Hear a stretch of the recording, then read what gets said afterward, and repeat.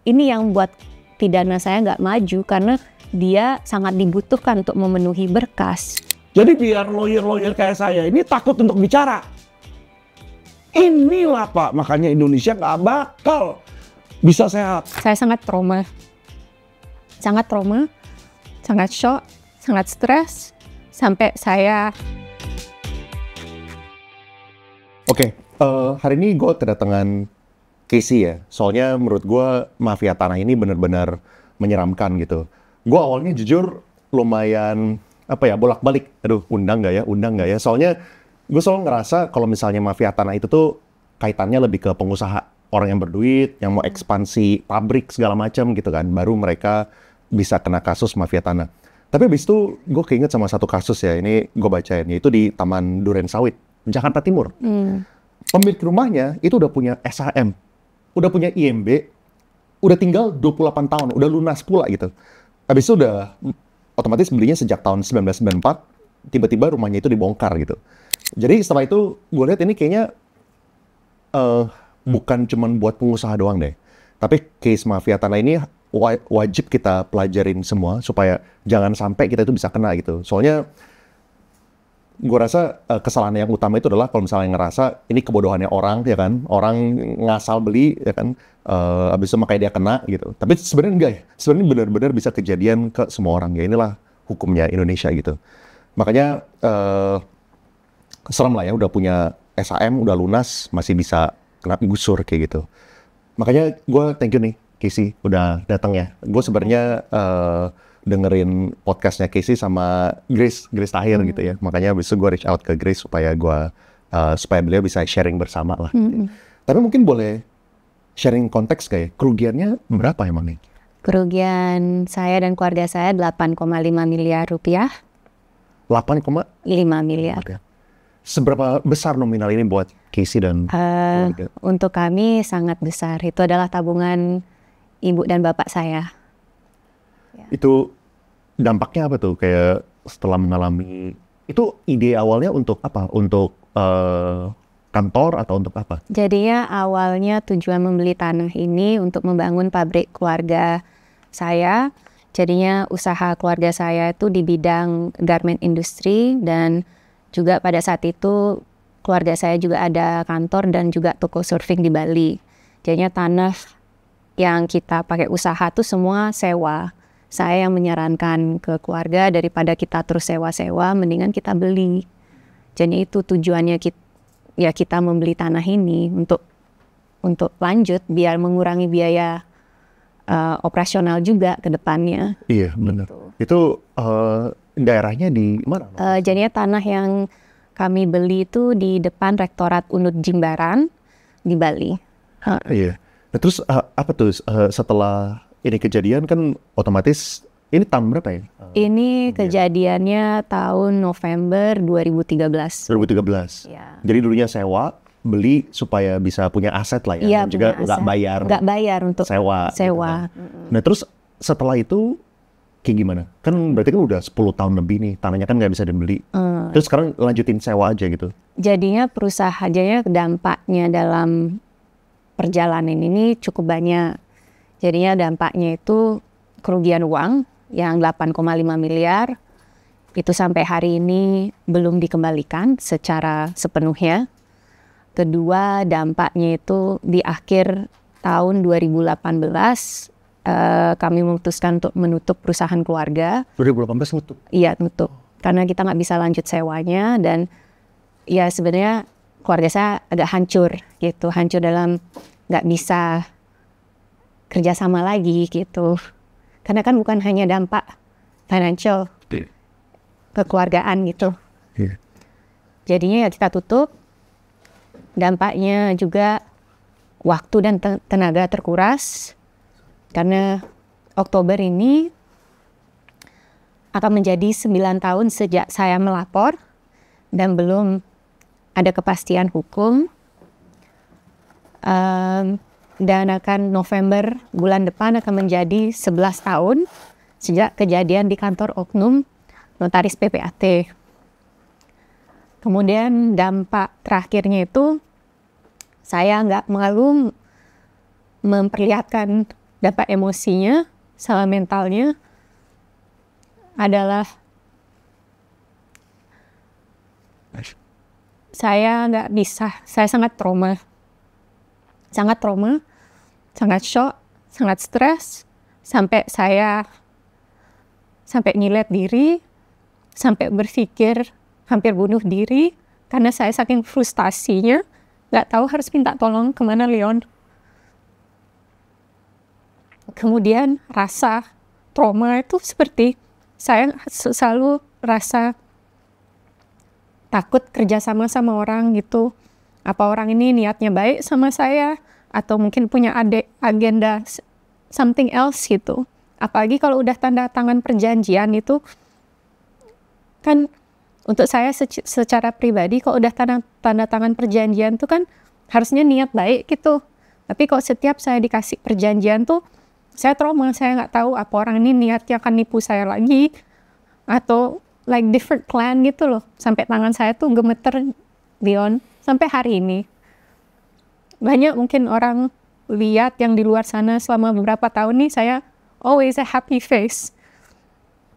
Tapi akhirnya saya membuat keputusan untuk menyuarakan ini karena saya nggak mau sakit. Saya nggak mau pendam ini.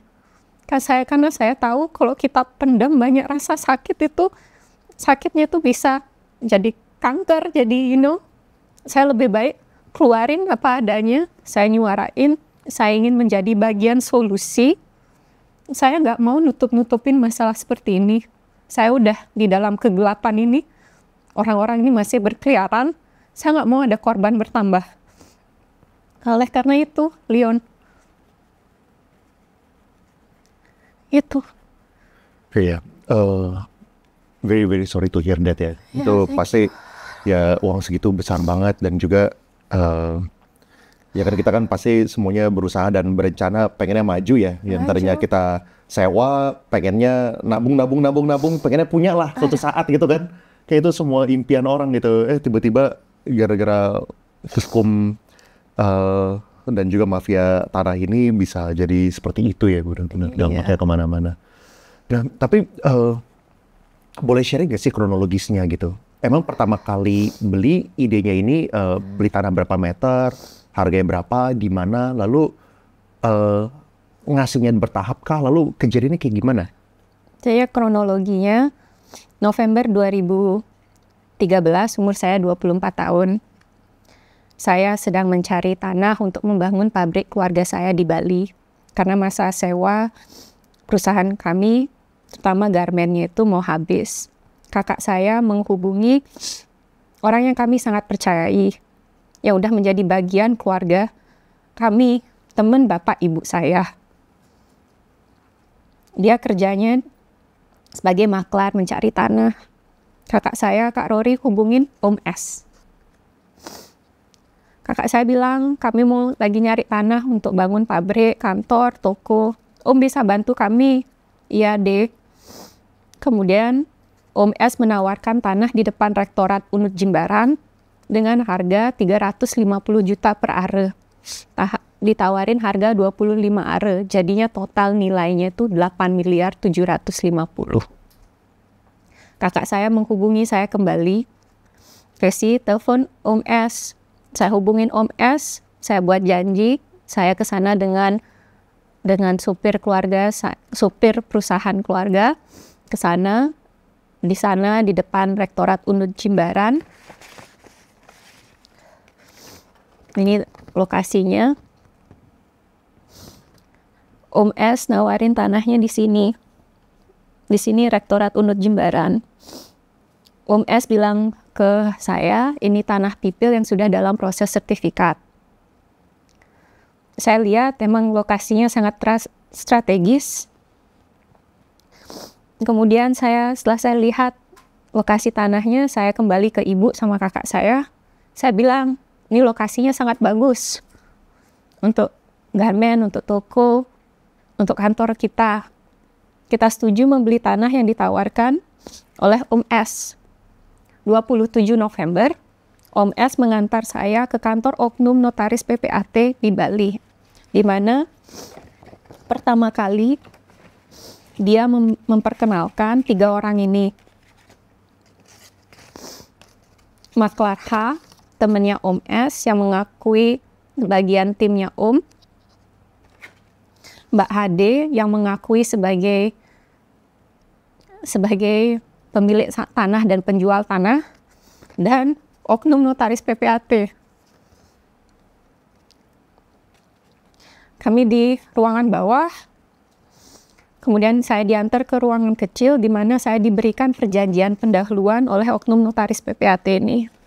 Dia bilang ke saya, Casey, tanda tangan perjanjian pendahuluan ini, karena tanah ini sudah dalam proses sertifikat. Kalau sudah sertifikatnya jadi, baru tanda tangan akte jual beli. Saya tanya ke oknum notaris ini, kapan sertifikatnya jadi, Pak? Sebelum Mei 2014, saya tanda tangan perjanjian ini masuk ke kantor oknum notaris ini pada tanggal 27 November 2013. Setelah saya baca perjanjian yang diberikan oleh oknum notaris ini, emang betul tanahnya 350 juta per are, yang saya beli 25 are, saya tanda tangan dan Mbak HD tanda tangan juga. Setelah itu kami ke bawah, saya tanya ke 4 orang ini untuk pembayaran deposit 2 miliarnya, karena di perjanjian ini Leon ada term payment-nya. Saya tanya pembayaran 2 miliar ini ke siapa saya transfer, apa bisa transfernya itu ke rekening BNI, karena saya pakai rekening BNI. Mbak HD saat itu bilang nggak punya rekening BNI. Kemudian oknum notaris PPAT ini mengungkapkan bisa uangnya itu dia yang menerima. Kemudian dia kasih saya foto fotokopi buku tabungannya itu yang di halaman depan itu. Besoknya tuh saya transfer 2 miliar. Bukti transfernya itu, kan biasa bukti transfer ada 2 slip. Satu slip yang depan itu saya kasih ke Om S. Om S memberikan saya kwitansi dari kantor oknum notaris ini. Kemudian pembayaran kedua itu sesuai dengan term payment-nya itu 2 miliar 375. Om S menghubungi saya mengingatkan untuk melakukan pembayaran ini. Saya transfer lagi ke oknum notaris ini. Sama juga prosesnya. Bukti transfernya itu saya kasih ke Om S memberikan saya kwitansi. Pembayaran ketiga, Om S menghubungi saya, dia tanya, Casey lagi di mana? Saya lagi di rumah Om. Om ke sana ya? Oke Om. Dia datang sama 3 orang ini. Saat itu saya lagi sendiri di rumah Leon. Dia datang, dia bilang, Casey, biar cepat sertifikatnya jadi, butuh tambahan uang. Awalnya saya ragu Leon gitu, karena sesuai di perjanjian term payment-nya itu nggak ada jadwal seperti itu. Seperti sebenarnya ada intuisi seperti ini ada yang nggak benar, tapi karena pada saat itu saya masih muda, polos, nggak mempunyai pengalaman dalam proses tanah sipil menjadi sertifikat. Orang ini, Om ini yang mendampingi saya dari menyaksikan saya tanda tangan sampai juga menjanjikan juga pada saat oknum notarisnya itu bilang sertifikat akan jadi sebelum Mei 2014. Jadinya seperti masih ada masih ada rasa kepercayaan gitu loh Leon. Langsung saya tanya ke Om S, berapa Om butuh transfer 2 miliar 25 juta, tapi transfernya jangan ke oknum notarisnya, transfer ke Mbak HD. Kemudian Mbak HD dan Maklar H meyakinkan saya juga, ya Mbak Casey, biar cepat sertifikatnya jadi. Karena mereka datang ke rumah itu di bulan April. Mereka akan menjanjikan sebelum Mei 2014. Kemudian Mbak HD memberikan nomor rekeningnya dia. Besoknya tuh saya transfer 2 miliar 25 juta Leon. Pembayaran keempat, Om S menghubungi saya dengan alasan yang sama. Casey, biar cepat ini sertifikatnya jadi, transfer 1 miliar 300 ke Mbak HD. Saya transfer. Itu di bulan Mei 2014. Pembayaran yang terakhir, lagi saya dihubungin sama Om S. Casey transfer 800 ke Mbak HD. Saya transfer. Dan itu saya kasih slip bukti transfer, saya dapat kwitansi. Dan selalu saya menanyakan Leon, ini kapan sertifikatnya jadi Om gitu. Alasannya selalu sama. masih dalam proses. Kemudian di Januari 2015, karena setiap ada slip transfernya itu, saya kan kasih ke Pak Gusti, ada accounting perusahaan kami, dan dia juga pegang perjanjiannya itu, dia ngecek ulang. Langsung dia juga udah mulai gelisah gitu. Dia juga Casey udah transfer 8,5 miliar. Lagi 250 aja udah lunas. Ini kapan sertifikatnya jadi? Gitu. Saya bilang ke Pak Gusti, katanya Om S masih dalam proses. Coba tanya lagi dia gitu. Saya telepon Om S bilang tanya aja ke notarisnya. Akhirnya saya hubungin kantornya buat janji bertemu dengan notarisnya ini. Saya dan Pak Gusti ke sana, dia saksi saya. Saya datang, Pak, saya ingin tanya ini kapan sertifikatnya jadi? Ini udah Januari 2015. Bapak menjanjikan sertifikat ini jadi sebelum Mei 2014. Saya sudah transfer 8,5 miliar, Pak. Langsung yang buat saya shock, jawaban dari notarisnya itu, karena ini tidak bisa disertifikat, karena ini bermasalah. Apa mereka tidak kasih tahu kamu itu? Bener-bener hati itu drop, Leon. Saya sampai Pak Gusti langsung ke rumah cari kakak saya. Saya di depan pintu kamar kakak tuh saya jatuh. Saya bilang, Kak, kita dijual tanah bermasalah sama Om S. Casey udah transfer 8,5 miliar. Langsung kakak saya telepon Om S. Om, maaf saya pakai bahasa Bali sedikit. Bener hatinya bener. Bener deh Om, jual tanah sengketa ke kita. Enggak deh, tidak deh. Langsung, ayo kita ketemu di kantor keluarga di Jimbaran sekarang. Langsung saya, kakak saya, Pak Gusti, ketemu Om S sama Mbak Hade nih kantor keluarga. Dan tetap Om S meyakinkan saya sama kakak sama Pak Gusti bahwa tanah ini tidak bermasalah dan bisa disertifikatkan. Akhirnya saya dan kakak bilang, oke Om, kalau ini emang benar tanah ini bisa disertifikat, buktikan proses-prosesnya, buktikan sertifikatnya. Jadi kita udah sampai kita kasih waktu setelah pertengahan Januari 2015 sampai April tuh nggak bisa Leon mereka membuktikan. Akhirnya semua kebongkar. Mbak Hade ini mengakui dia bukan pemilik tanahnya. Di salah satu pertemuan keluarga saya, di pertemuan di kantor keluarga saya, dia membawa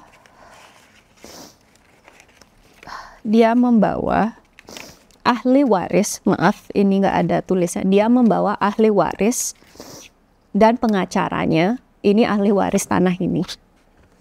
Nah, mereka mengungkapin bahwa tanah ini betul dalam sengketa, bahwa ahli warisnya ini sedang menggugat unut. Jadinya sebenarnya notarisnya ini, mereka semua ini tahu tanah ini bermasalah sejak awal, tidak pernah dalam proses sertifikat. Kemudian kita tahu juga bahwa ada korban juga yang di plot yang sama. Kalau saya beli 25, korban lagi satu nih, dia beli 6 are aja. Jadi semua kebongkar dan semua transaksi jual belinya nih di kantor oknum notaris yang sama.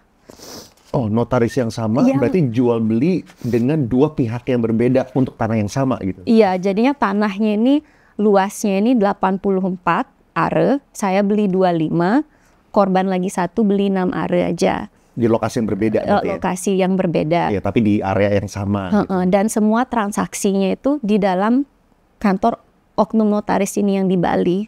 Jadinya ahli warisnya itu menjual tanah ke Mbak Hade menjual ke saya. Gitu. Jadi, gimana sekali lagi? Jadinya ahli waris tanah ini, sebenarnya kan dia menggugat perdata unut ini. Iya. Tapi ahli warisnya ini menjual tanah ke Mbak Hade, Mbak Hade menjual ke saya. Gitu. Jadi menjualnya saat masih lagi sengketa, dia menjual ke Mbak Hade, sengketa, Mbak Hade menjual lagi. Padahal mereka udah tahu nih tanah bermasalah, masih memperjualbelikan. Mereka mau lepas itu justru masalahnya ke orang lain gitu. Dan itu yang buat pas kita dengar tuh kok bisa masuk ke lingkaran ini gitu loh. Kenapa yang buat sangat kecewa, kenapa Om ini nggak jujur dari awal gitu. Karena kan saya keluarga saking percayanya itu seperti kok bisa sampai gini Om gitu. Aduh. Nah, kalau misalnya dulu saat itu kan tentu kalau misalnya biasanya sertifikat kan notaris ada pengecekan sertifikat dan namanya gitu kan. Nah, kalau misalnya ini waktu dulu diperjualbelikan, berkas-berkasnya apa yang dipegang oleh yang mengaku sebagai pemilik tanah? Jadinya ini dah karena saya saking polosnya, nggak punya pengalaman, nggak ada ilmu. Saya hanya diberikan perjanjian pendahuluan ini aja. Itu aja yang dikasih dalam ruangan itu. Ini aja dikasih. Dibilang Casey, tanda tangan perjanjian ini. Tanah ini dalam proses sertifikat. Kalau sudah sertifikat jadi, baru tanda tangan akte jual beli. Gitu aja. Saking saya, oke, karena kan yang tahu proses tanah menjadi sertifikat, itu kan notaris PPAT-nya kan. Gitu Leon. Jadinya saya benar-benar pada saat itu emang awam. Gitu. Ya, mempercayakan notaris bahwa anyway beliau yang bilang juga bahwa sertifikatnya akan jadi. Iya, gitu, akan jadi. Jadinya sampai kan ini yang buat saya, dia kan yang memberikan, yang menulis kata-kata ini, term payment-nya, like.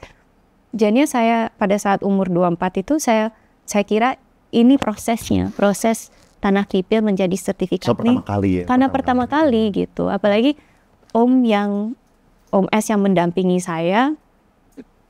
Saking itu, mungkin orang penonton bisa melihat saking percaya seperti itu. Oleh kakak saya nggak ikut sama saya. Gitu, Leon. Terus sekarang prosesnya seperti apa? Apakah sekarang, kan maksudnya kan transfernya kan juga ada yang janggal tadi. Biasanya kan kalau misalnya orang beli tanah atau beli properti gitu kan, transfer kan ke pemiliknya. Iya. Biasanya kan, kok ini bisa ke notaris? Dia tadi transfernya ya? Jadi awalnya dia bilang ya bisa dititip di saya. Oke. Tapi ini juga yang saya juga masih tanda tanya. Kalau sebenarnya kan notaris kan harus penengah kan, gitu. Notaris PPAT kan penengah, dia juga udah tahu, kok udah tahu nih tanah bermasalah, kenapa masih diperjualbelikan gitu. Dan alasannya dia karena sempat dari ketahuan ini, kita sampai buat perjanjian kesepakatan antara saya dan 3 tersangka ini. Perjanjian kesepakatan ini adalah bukti dan jaminan bahwa mereka akan mengembalikan uang itu. Tapi setelah tanda tangan perjanjian kesepakatan ini tidak ada kemajuan. Akhirnya saya sama kakak saya nyari pengacara. Karena awalnya itu juga mencoba secara keluarga lah gitu sebelum kita melapor. Akhirnya kita dapat 1 pengacara, saya jelasin ke pengacara yang pertama, Pak, begini situasi saya ada terima uang dari Mbak HD 200 dan maklar H 40 juta. Oh, ada yang dikembalikan? Ada dikembalikan. Namun, saya bilang, setelah itu mereka tidak ada mengembalikan lagi gitu. Apa yang saya harus lakukan? Langsung dia bilang, Casey, saran saya, buat rekening penampungan, pisah. Uang yang kamu terima, masukkan ke sana. Kita akan somasi mereka, undang mereka lagi ke kantor keluargamu yang di Jimbaran, berikan mereka lagi kesempatan untuk membuktikan mereka ada niat baik nggak untuk menyelesaikan ini. Akhirnya saya buat rekening penampungan, uang yang saya terima dari Mbak HD sama maklar H itu saya transfer ke sana. Sampai hari ini saya tidak utak-atik, maksudnya saya tidak, itu masih sebagai bukti. Kemudian di meeting di perusahaan keluarga saya tuh kita mengundang notarisnya aja nggak datang pada saat itu, di mana maklar H sama Om S membuat surat pernyataan mereka akan mengembalikan uang yang mereka terima dari Mbak HD gitu. Kalau Om S 870, kalau maklar H kalau nggak salah 400-an, itu saya harus cek lagi. Langsung somasi kedua, akhirnya notarisnya itu datang gitu. Dan dalam pertemuan somasi ini ada saya, kakak saya, Pak Gusti, ada korban yang lagi satu sama istri, banyak saksi, Leon. Akhirnya oknum notaris PPAT ini pertama bilang dia tidak menerima uang. Saya, Pak, ini loh buktinya loh Pak, ini loh rekening koran. Saya ada transfer uang Bapak 4.375.000. Terus? Awalnya dia bilang menolak, akhirnya dia ngungkapin saya nggak mau mengembalikan uang itu karena Mbak Hade ada utang sama saya. Drama Leon, drama. Langsung satu meja itu yang maklar H, Om S, oknum notarisnya, ahli warisnya, pengacaranya itu saling drama, saling menyalahkan satu sama lain. Akhirnya karena nggak ada kemajuan, udah kelihatan nih orang-orang ini nggak ada niat baik, ya udah lapor ke polisi. Dan sampai hari ini ya kasus saya, pidana saya nggak bisa maju karena Mbak Hade ini yang sudah menjadi tersangka, sudah menjadi daftar pencarian orang. Ini yang buat pidana saya nggak maju karena dia sangat dibutuhkan untuk memenuhi berkas. Gitu, jadinya ini yang buat seperti nggak bisa masuk ke pengadilan, Leon. Gitu, jadinya. Apa yang diharapkan? Kan Casey kan kemarin pergi ke podcastnya Grace dan juga ke sini gitu. Ya, banyak ya sebenarnya harapan saya. Harapan saya para penegak hukum yang melihat video ini mendengar suara saya. Saya harap mohon bantu saya. Saya dan keluarga saya sudah bertahun-tahun sangat sabar. Sangat sabar, dan saya di sini yang menjadi korban. Saya hanya ingin solusi dan pertanggungjawaban dari orang-orang ini. Saya punya 2 kasus, pidana dan perdata. Pidananya Mbak Hade ini yang sudah menjadi tersangka, yang sudah menjadi daftar pencarian orang. Saya harap para penegak hukum cari dia, tangkap dia, bawa dia ke Bali, supaya kasus ini berjalan dengan lancar. Itu harapan saya. Kedua, perdata saya. Maklar Om S, sang maklar dan sang tersangka menggugat saya secara perdata. Ya. Sebenarnya gimana? Ya, Om S menggugat saya secara perdata dengan berbagai alasan, dibilang perjanjian kesepakatan yang kita bersama-sama tanda tangan dengan sadar ya bahwa yang tanda tangan tuh saya, maklar H, Mbak Hade, dan Om S ini. Perjanjian ini adalah bukti dan jaminan mereka akan bertanggung jawab untuk mengembalikan uang 8,5 miliar. Saya juga tidak mengerti kenapa tersangka bisa menggugat saya, padahal saya adalah pihak yang dirugikan. Pengadilan negeri dan pengadilan tinggi di Bali memutuskan bahwa perjanjian ini batal demi hukum. Saya harap hakim kasasi yang memegang berkas saya pelajari dengan teliti, dengan hati nurani. Saya sudah memberikan semua bukti-bukti dan saksi-saksi otentik. Saya harap hakim kasasi membatalkan keputusan pengadilan negeri di Bali dan di tinggi bahwa perjanjian kesepakatan ini tidak bisa dibatalkan. Ini adalah perjanjian sah. Udah ada notaris melegalisir, udah ada materai. Ini tidak bisa batal demi hukum. Orang-orang ini nggak bisa lepas dari tanggung jawabnya. Itu harapanku, Leon. Dia gugat batal lalu dikabulin gitu ya? Iya. Aduh. I'm sorry, Leon. I'm crying. It's just frustasi aku, Leon. Iya, sangat-sangat bisa dipahami sih. Sangat-sangat bisa dipahami. Kok korban malah bisa digugat kembali iya, itu gitu. yang buat. Tapi saya ngerti bahwa saya banyak belajar dari perjalanan ini. Karena kan yang harus ngegas itu kan korban kan, Leon. Itu jadinya mereka tuh dan dengan segala pukulan lah bilang biar saya tuh drop mental saya, biar saya nggak lanjut gitu. Itu tapi mau nggak mau kan saya harus berjuang. Gitu. Iya, mungkin pertanyaan terakhir ya. Jadi kalau misalnya dari hari ini sebenarnya gue undang Bro Alvin juga ya. Bro Alvin ini masih off cam ya. Soalnya gue bukan expert di hukum lah ya. Makanya gue undang beliau juga buat sharing pendapat mengenai case-nya Casey dan juga case mafia tanah di Indonesia gitu ya. Tapi mungkin pertanyaan terakhir saya nih buat Casey ya. Sekarang keluarga kayak gimana tanggapannya? Apakah sudah menyatu kembali dan sudah menyatu? Ini ibu saya sama kakak saya udah bilang utamain kesehatanmu gitu. Saya itu kan yang paling penting kan untuk kita semua. Tapi karena saya sekarang digugat oleh salah satu tersangka, saya marah, Leon, gitu. Akhirnya saya berani untuk memviralkan diri, mengharapkan ya membukalah dan mencari bantuan untuk penyelesaian ini dengan benar, gitu.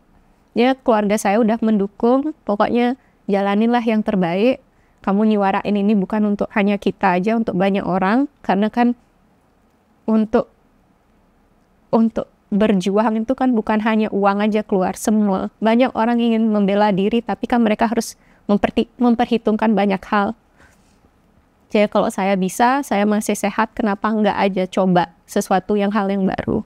Itu Leon. Ya, semoga case-nya bisa berjalan lancar dan bisa ditemukan titik yang baik gitu ya. Terima kasih banyak Leon kesempatan ini. Terima kasih ya udah hadir di sini. Oke, Bro Alvin, tadi lu juga udah sempat dengerin case-nya Casey kan? Beliau udah sempat cerita, sharing perjalanannya. Apa tanggapan pertama yang dalam pikiran lu gitu kalau misalnya lu denger case kita tadi? Inilah jujurnya cerminan rusaknya sistem hukum di Indonesia. Jadi dari awal sistemnya itu udah nggak benar, udah nggak bagus. Ya, ditambah lagi dampaknya plus banyaknya oknum yang bergerak di mafia tanah, baik itu oknum notaris, oknum makelar, oknum ahli waris, dan juga oknum BPN. Biasanya sering bermain itu 4 oknum. Nah, oke, kita bagi ke dua ya. Pertama tadi lu bilang dari sistem, kedua dari oknum. Boleh share nggak sih, yang salah itu dari sistem kayak gimana, dan yang ideal itu kayak gimana? Soalnya kan tujuannya kita mengadakan podcast ini juga untuk pembelajaran supaya teman-teman di rumah ini yang mau beli tanah gitu kan, terutama tanah yang belum sertifikat itu bisa belajar dari case ini. Terus nomor 2 juga mungkin harapannya bisa dijadikan masukan lah ya buat pihak-pihak yang terkait gitu. Jadi sistem dan legalitas hukum di Indonesia itu sama sekali tidak melindungi konsumen, Pak. Ya, saya mantan bankir di Amerika, saya sering menangani jual beli komersil real estate, ya kan, baik itu komersil maupun personal real estate. Kita sering jual beli. Satu hal yang paling penting di Amerika, setiap jual beli real estate itu selalu ada title insurance. Yang Amerika ada, Indonesia nggak punya. Title insurance ini adalah perusahaan asuransi yang mengcover apabila terjadi sengketa di sertifikatnya. Oh, ada penjaminnya. Ada penjaminnya. Jadi setiap jual beli asuransi, setiap jual beli real estate wajib beli asuransi title kalau di Amerika. Sama kayak di Indonesia, setiap kali kita misalnya mau nyetir kendaraan, beli kendaraan, kita diwajibkan beli asuransi kendaraan kan, liabilitas apa segala macam. Kalau terjadi kecelakaan di Amerika pun seperti itu. Jadi ada perusahaan title company seperti North American Title, Chicago Title di situ ya. Nah, ini mereka akan memproteksi apabila misalnya saya beli sebuah properti, ternyata ada yang ngeklaim nih. Setelah terjadi jual beli, ada klaiman masuk, mereka lalai. Kenapa kok ini bisa diregister, harusnya nggak bisa gitu, ya kan? Nah, saya nggak ada kerugian karena perusahaan asuransi nanti akan memberikan saya sejumlah uang berdasarkan nilai transaksi tersebut. Jadi di awal tuh udah ditransaksikan, jual belinya misalnya 5 miliar, ya saya diganti 5 miliar, dan itu wajib setiap perusahaan asuransi, sehingga Kalau kita lihat di Amerika itu sangat-sangat jarang ya ada perselisihan. Karena kalau mereka selisih, dilihat siapa yang salah, pengadilan misalnya memutuskan, oh yang salah si nih pembelinya nih, kenapa kok dia nggak ngecek dulu si ininya ada kesalahan, asuransi bayar, beres. Udah nggak ada kerugian lagi di situ. Di Indonesia ini tidak ada sama sekali asuransi title ya. Jadi saya bisa bilang, mohon maaf, sistem keuangan di Indonesia itu udah mundur 30-40 tahun lah dibanding Amerika. Ya, bukan hanya di title insurance, di bidang asuransinya, tetapi juga misalnya di bidang pasar saham. Pasar saham ini baru tahun depan dia mau ngadain short selling, option belum ada. Option di Amerika udah ada puluhan tahun yang lalu. Jadi saya bisa bilang Indonesia ini, mohon maaf ya, maksudnya sistemnya itu masih terbelakang. Dan mereka sengaja bikin itu. Sengaja? Sengaja. Apakah sengaja? Apakah itu bukan seharusnya logikanya ya? Logikanya kan kalau misalnya pemerintah lihat banyak kasus seperti ini, soalnya ini kasus bukan pertama kali kan. Yang namanya korban seperti ini udah banyak gitu. Dan kejadian berkali-kali berulang-ulang. Teorinya kan harusnya kalau misalnya kita punya logika itu kan pasti kan kita bakal benchmarking, kita lihat oke, di luar negeri caranya kayak gini loh. Jadi supaya tidak kejadian lagi, supaya nggak ada korban lagi, ya kita implementasikan. Tapi itu butuh proses. Nah itu hipotesa gue butuh proses itu. Tapi kenapa disengaja? Saya punya opini disengaja karena saya melihat bagaimana kalau itu ada masalah, jadi oknum itu jadi banyak bancakan. Ada revenue buat mereka, Pak. Jadi kayak hukum ya kan, hukum kita lihat. Sebenarnya mau berantas judi online misalnya, gampang kok, tangkap aja bandarnya. Kita lihat semua, baik dari Kapolri, Menkominfo, ya, itu semua udah tahu namanya. Dia bilang, saya udah tahu 5 terbesar. Sampai sekarang nggak pernah ditangkap. Hal yang sama, ini di bidang properti, dia sudah tahu di luar itu ada yang namanya title insurance. Pak, menteri-menteri Indonesia, ya, terus pejabat-pejabat Indonesia, itu mereka pada punya rumah di luar negeri loh, Pak. Benar nggak? Ketika mereka punya rumah di luar negeri, mereka melakukan transaksi, mereka pasti beli title insurance, mereka tahu itu ada. Tapi kenapa mereka nggak mau terapin di Indonesia? That's the question. Sri Mulyani, kita nggak usah ngomong-ngomong jauh deh. Menteri Keuangan toh, Sri Mulyani, yang kalau mau ngurusin asuransi itu siapa? Menteri Keuangan, Pak, yang paling tinggi. How many years dia itu tinggal di luar negeri, Pak? Direktur World Bank, Pak. Punya rumah di luar negeri, Pak. Ya kan, tinggal di luar negeri. Dia tahu sistemnya di luar negeri. Ada title insurance. Kenapa dia nggak adopsi di Indonesia? Itu menjadi pertanyaan ditanyakan ke beliau. Apakah itu bukan wewenang beliau? Soalnya kan itu kan mungkin yang bagian perumahan, beliau kan menteri keuangannya gitu. Atau mungkin maksudnya bisa dijadikan masukan buat tim yang lainnya. Gini loh, gitu. Perusahaan title company-nya nggak ada di Indo. Bukan menteri keuangan ya, maksudnya di sini menteri keuangan kan beliau. Ini bukan urusan BPN, Pak. Kalau asuransi, mengadakan asuransi kayak Chicago Title, North American Title, itu di bawah menteri keuangan, di bawah JK, Pak. Jadi kalau mereka mau ngadopsi, membuka perusahaan title insurance, itu kewenangan 100% menteri keuangan, Pak. Nah, kalau misalnya tadi di case-nya Casey ini ya, tadi kan Bro Alvin sempat bilang ada oknumnya kelihatannya. Betul. Nah, kalau misalnya dilihat tadi dari story kayak gitu, kelihatannya oknumnya tuh siapa? Oknumnya, apakah misalnya ya, ini apakah ini misalnya, notarisnya mungkin dia juga sebenarnya itu maunya lurus. Dia tuh maunya ngeberesin ini yang namanya masih dalam proses pensertifikatan, dia pengen beresin secara niat gitu. Tapi ternyata dia nggak berhasil jadi ini. Atau dia dari awal sebenarnya tahu itu sebenarnya susah untuk disertifikatin, tapi dia sengaja ambilin uangnya gitu. Enggak, kalau saya lihat di sini Pak, yang sudah pasti oknumnya itu si S, si makelar itu, si pemiliknya si DH, sama ahli waris. Itu udah pasti bersekongkol. Nah, kalau notaris kita harus membuktikan lagi, tadi kan korban ada bilang bahwa dia ternyata ada transaksi juga. Nah, transaksi itu yang datang ini apakah bersamaan atau setelahnya, itu kita harus lihat. Kalau dia sudah menjadi korban sebelumnya dan notarisnya udah tahu, berarti notarisnya ikut serta. Tapi kalau dia memang nggak tahu, misalnya si A ini sebagai korban masuk duluan nih, ya kan, 5 hari kemudian korban yang berikutnya si ibu masuk di situ. Dia kan ketika lagi ngecek butuh waktu kan, jadi dia belum tahu. Nah kalau dia memang belum tahu di situ, dia nggak bisa dipersalahkan. Nah, itu cara melihatnya gampang. Ya kan, kita tanya si korban yang sebelumnya, kapan Anda pertama kali datang ke notaris, udah tahu kapan tanggalnya, kita tanyakan ke BPN. Kan dia harus ngecek sertifikat ke BPN kan. Kapan dia mengecek, kapan dia udah tahu. Kalau dia sudah tahu dia masih menerima uang dari si korban, kan tadi katanya dititipkan tuh yang pertama, ya kan, berarti dia juga aksesoris. Iya. Gitu ya. Oke, nah ini kan kalau misalnya case seperti itu ya, tapi apa yang bisa diharapkan menurut lu ya? Misalnya kayak sebagai korban, pasti kan namanya uang 8 miliar lebih, apa ini, apalagi kita ngomong, ini angka zaman tahun 2010-an ya. Itu berarti kalau misalnya kita ngitung inflasi dan apa namanya opportunity loss, ini bisa jadi puluhan miliar gitu sekarang gitu kan. Nah, tapi apa harapannya? Kayak menurut lu, apakah ini kita bisa berharap untuk ngambil duitnya kembali kah? Atau dan bahkan tadi tuh yang pertanyaan kedua mengenai gugatan, kok dia bisa nyabut? Oke, pertama Pak, yang namanya pidana itu kalau si ibu itu sudah melaporkan ke polisi, berarti pidana itu yang namanya ultimum remedium. Itu adalah jalan terakhir. Jadi sebelum itu terjadi, dia harusnya sudah melakukan mediasi-mediasi dan upaya-upaya untuk secara kekeluargaan mendapatkan uang dia kembali. Kalau dia nggak bisa, baru ultimum remedium. Nah, ultimum remedium tadi saya tidak mendengarkan dan tidak tahu apakah si ibu ini punya lawyer. Kalau dia punya lawyer, Katanya udah 3 tadi katanya ya? Udah sampai 3 kali ya begitu? Tapi ada ibunya di luar lagi ya? Mungkin coba dipanggilin kali.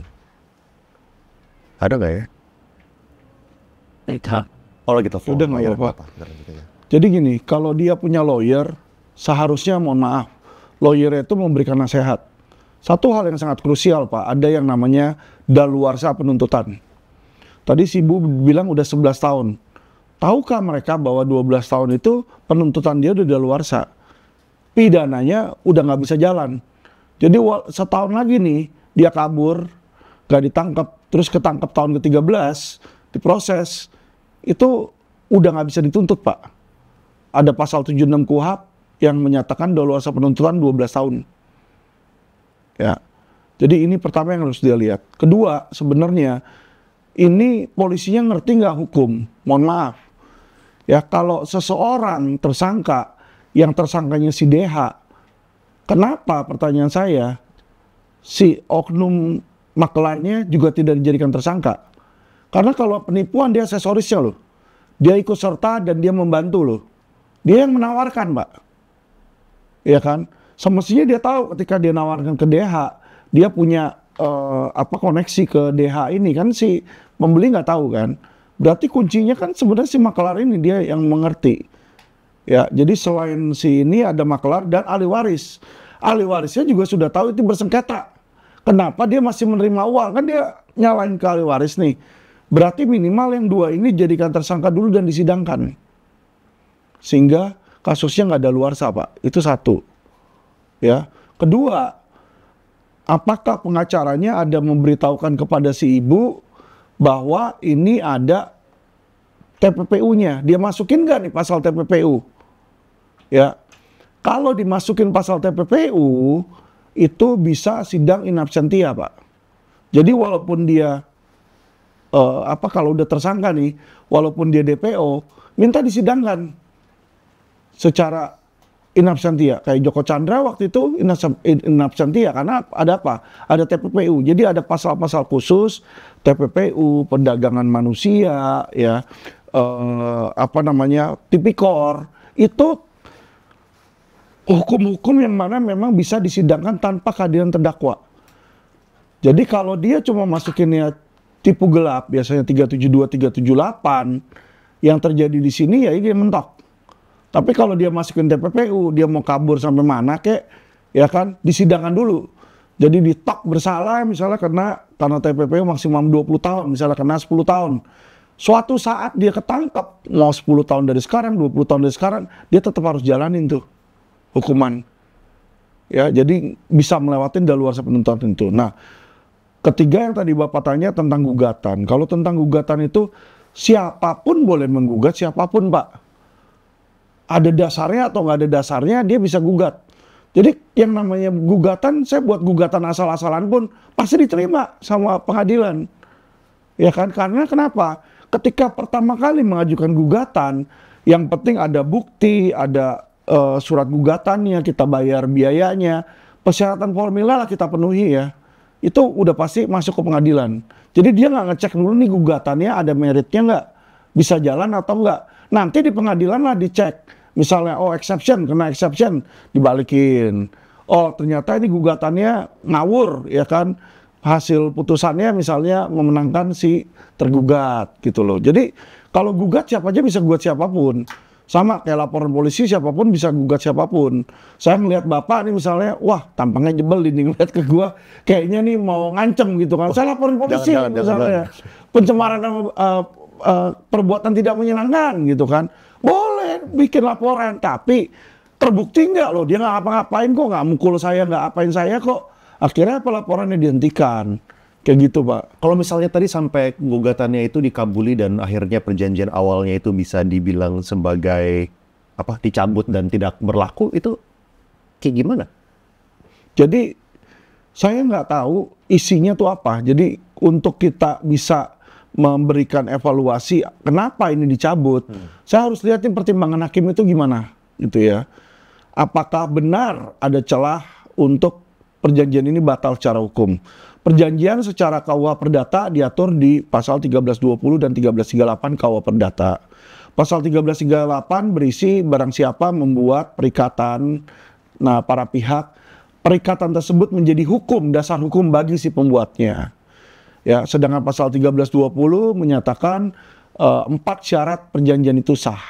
Apakah ada objeknya, hal yang layak, subjek yang layak yang dia memang mau perjanjikan di situ ya. Apakah perjanjian itu legal? Nah, itu dilihat semua 4 hal tersebut, apakah ada salah satu celah. Jadi kadang gini Pak, misalnya, ternyata yang buat perjanjian salah satunya belum cukup umur. 16 tahun, walaupun itu perjanjian sudah ada di tanda tangan, dua belah pihak sudah sah, itu bisa dibatalkan di pengadilan. Karena si orangnya ini memang secara hukum dia melanggar pasal 1320, karena bukan orang yang sah, bukan subjek hukum yang sah gitu. Jadi dia masih dalam pengampuan, di bawah umur atau sakit jiwa, itu nggak boleh tanda tangan Pak. Ya, atau di bawah tekanan. Nah inilah yang sebenarnya kenapa itu dibatalkan. Saya nggak tahu penjelasannya karena kan tidak diceritakan kenapa pertimbangan hakim itu membatalkan. Apakah melanggar dari 4 dari yang pasal 1320 atau tidak. Kalau tidak melanggar, dari situ kemungkinan oknum hakim lagi kemasukan. Mungkin ada suap di situ. Tapi kalau memang melanggar dari 4 ini, menurut saya hakim itu sudah pas kalau untuk membatalkan. Karena kita nggak tahu tadi ya. Iya. Oke, gue pengen nanya mengenai ini deh, kasus-kasus mafia tanah in general kan. Soalnya kan ada banyak case-nya kan. Ini gue bacain beberapa. Pertama nih, tahun lalu, ini nanti mungkin bisa show on screen ya. Di TV One ini ada berita sertifikatnya tiba-tiba berubah jadi nama orang lain.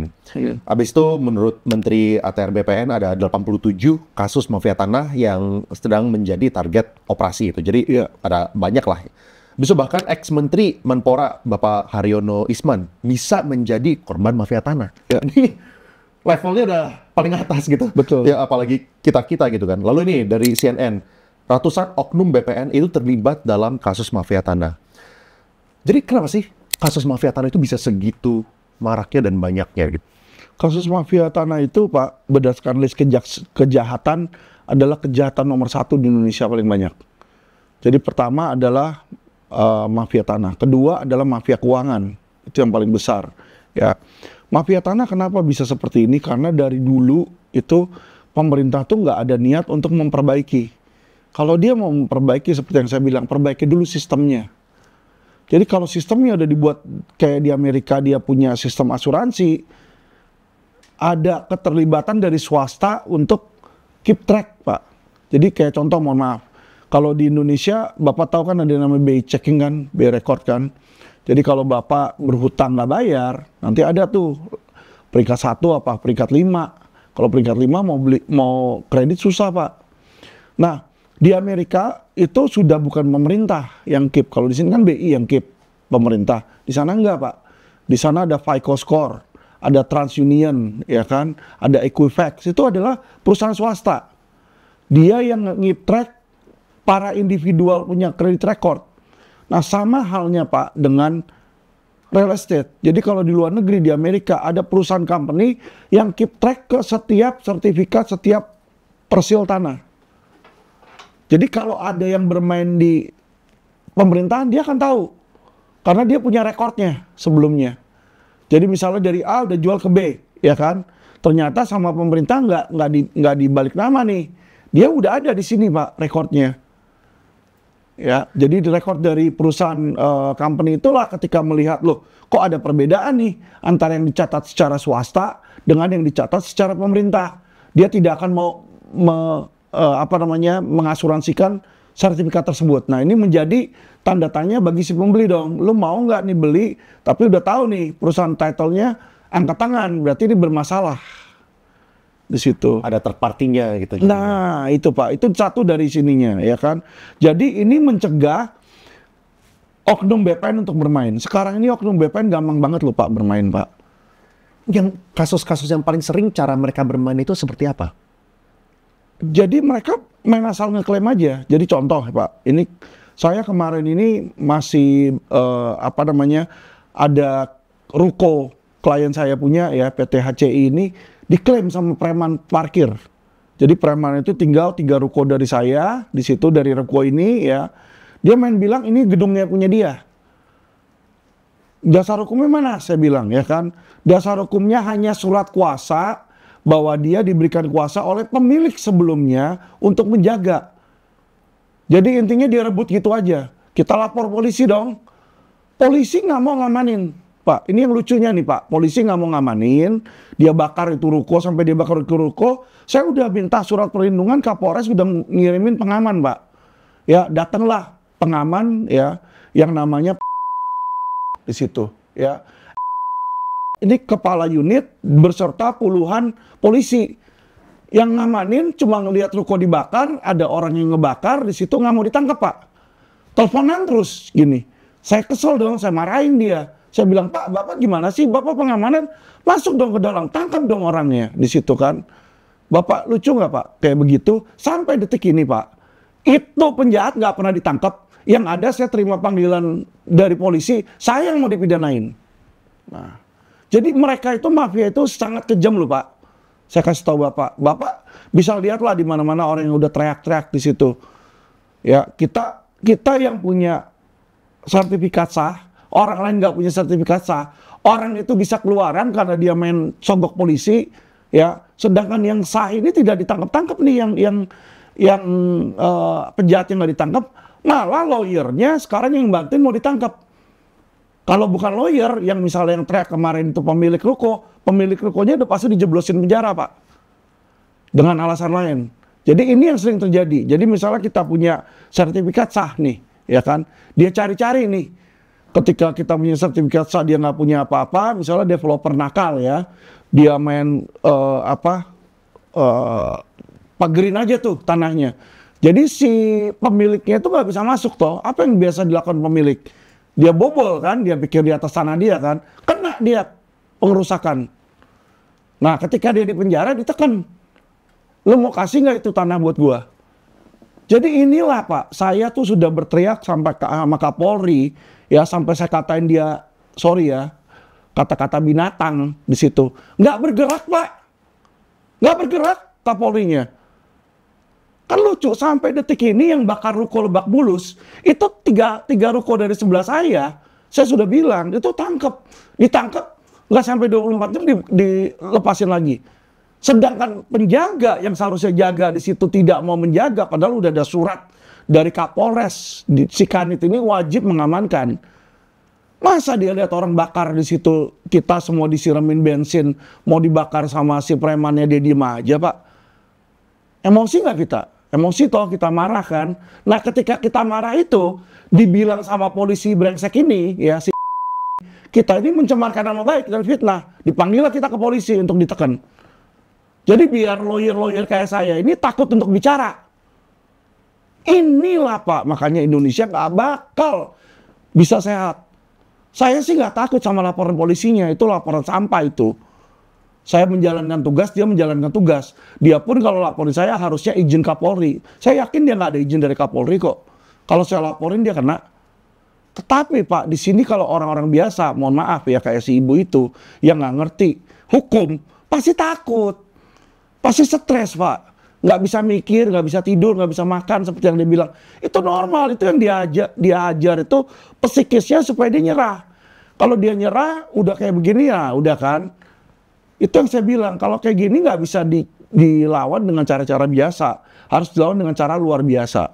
Beliau selain harus teriak, ya kan, beliau harus dobrak itu lah aparat penegak hukumnya. Jadi kalau polisi, laporan polisi nggak jalan, ya kan, datang ke Mabes Polri di situ, bawa wartawan, teriak-teriak ke Kapolri, Pak.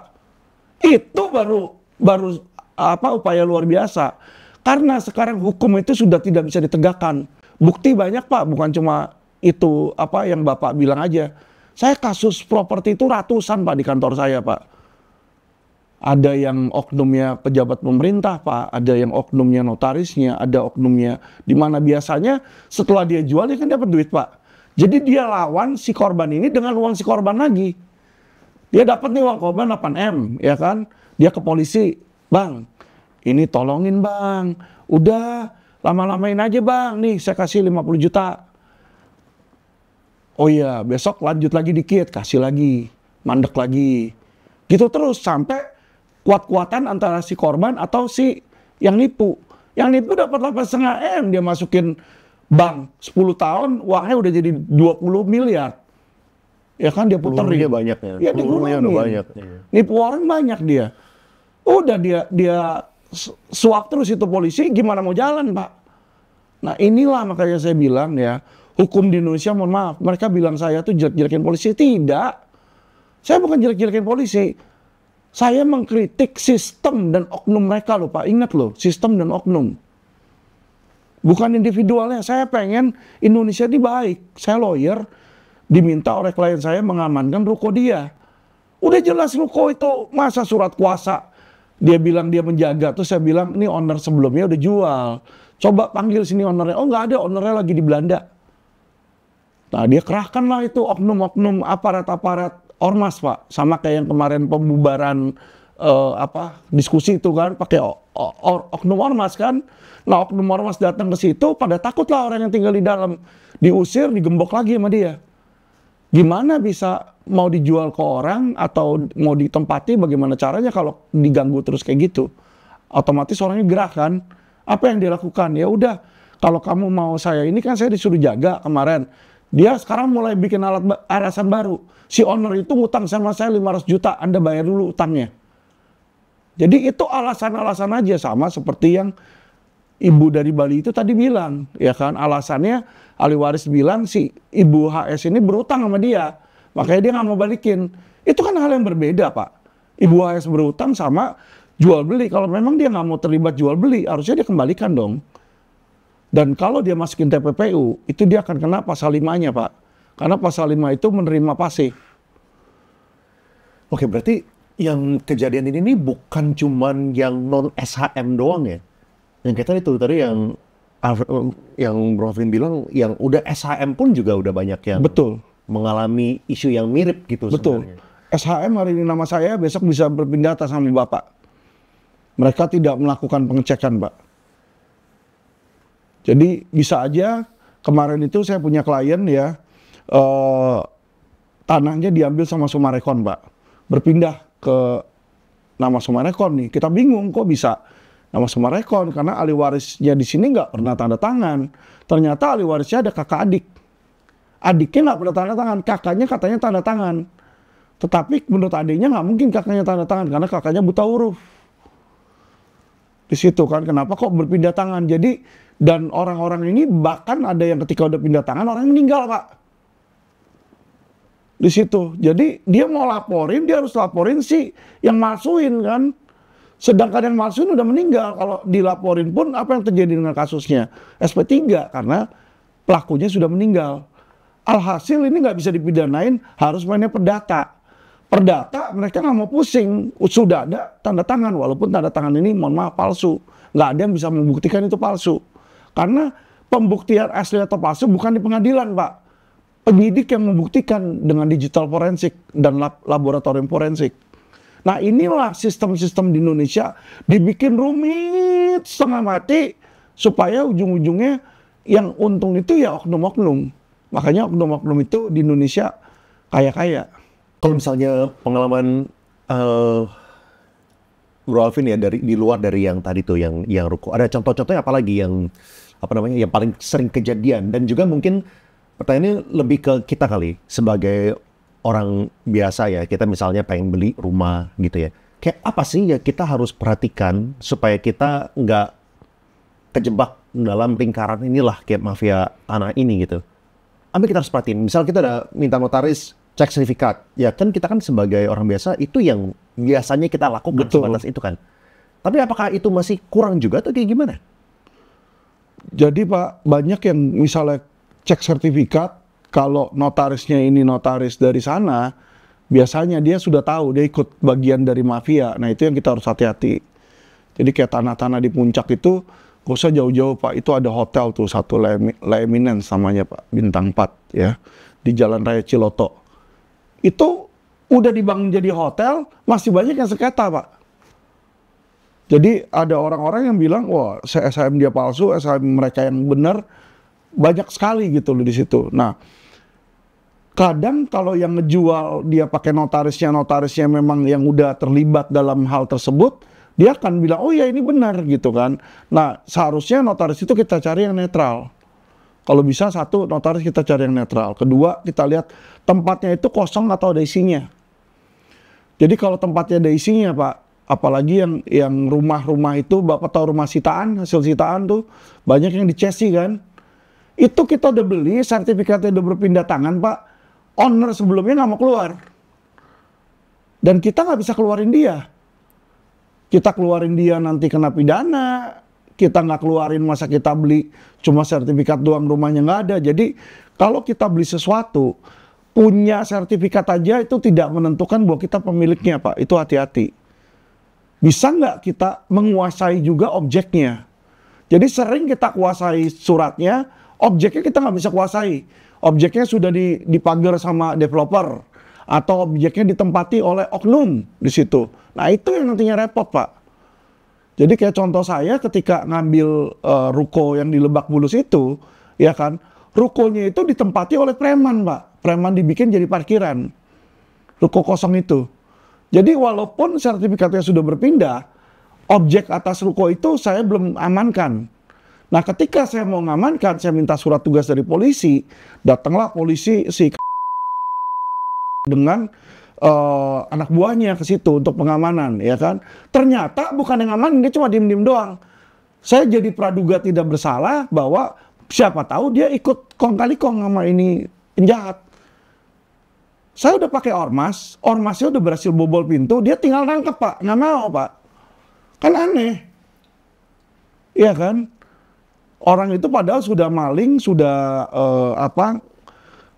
bakar kita punya ruko, di situ udah kita laporin polisi, udah ada pengamanan dari polisi, ya. Yang ditangkap bukan malingnya.